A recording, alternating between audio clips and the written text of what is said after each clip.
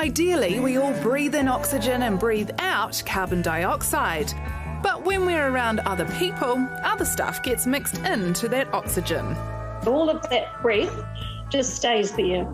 And you breathe it in and they breathe it in and you're all sharing whatever your viruses you happen to have, they're going to spread between you.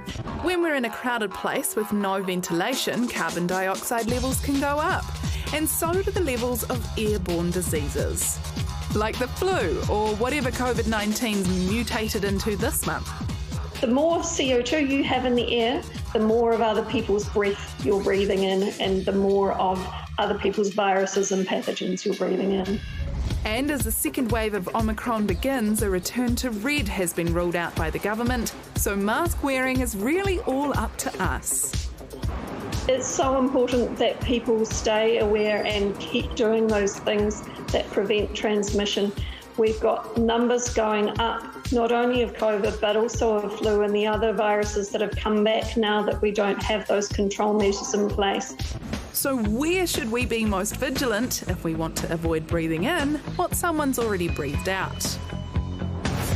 Well, Farah Hancock is an excellent data journalist from RNZ, and she has been carrying around a little CO2 device to figure out where we can and can't breathe good, and she joins us now. Welcome, Farah.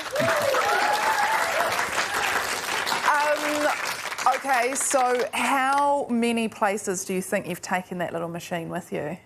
I think I've taken maybe 80 or 100 readings over the past few weeks. So I've taken it with me on the bus, in Ubers, to bars, the gym, restaurants, cafes, pretty much everywhere. People are sick of me with it. And have you learned anything surprising in those places? Yeah, it's been really interesting. So what I was trying to do was to work out how fresh the air in spaces we use are as a way of seeing what the COVID-19 risk might be. So the more CO2, which this measures, it could mean there's more breath particles floating around in the air. The biggest surprise for me was on public transport. Oh. A good surprise or bad surprise? It wasn't an awful surprise. It was the highest reading. So I was on the bus one morning going into work. I was standing in room only. We're packed in like little sardines, and I was holding my monitor, which is down there, and the reading kept going up and up and up till it got to about 5,700. Whoa. What's a bad reading? 5,700. But no, when would you start to consider it bad? What's the range? What are we talking? Once we talk about over 2,000, you're talking about a sort of spit particle soup that you're breathing in. Oh, so at 5,700, I worked out that 1 in every 7 breaths I was taking was air other people had breathed out. Wow. Whoa. Can I ask, having done these readings, is it going to change the way you live your life? I definitely make sure I wear a really good mask now, especially on public transport, and I think carefully about my risk. If I'm going to a bar, for example, I might go, well, I'll get an outdoor table, or I might go, look, I'm just going to skip it because I don't want to get COVID-19 again. I know one place that people will be thinking about this a lot is schools. How are they going on your readings? It was a mixed bag. I got a kid. I didn't personally take it into school. I can't pretend to be a school student anymore, but I did get a kid to take it into school, smuggle it in on 3 different days. Subterfuge, love it. all in the name of science. Yeah. Exactly. And what was the result? It was different. So it depended on whether the doors and windows were open. The days when they were all open, it was great. It was under 800, which is a good indoor reading. And then on one day, when they had the windows closed, it got over 1,400. So that's not a particle soup, but only half the kids in the room were wearing a mask. So it's not great. And you've been monitoring us.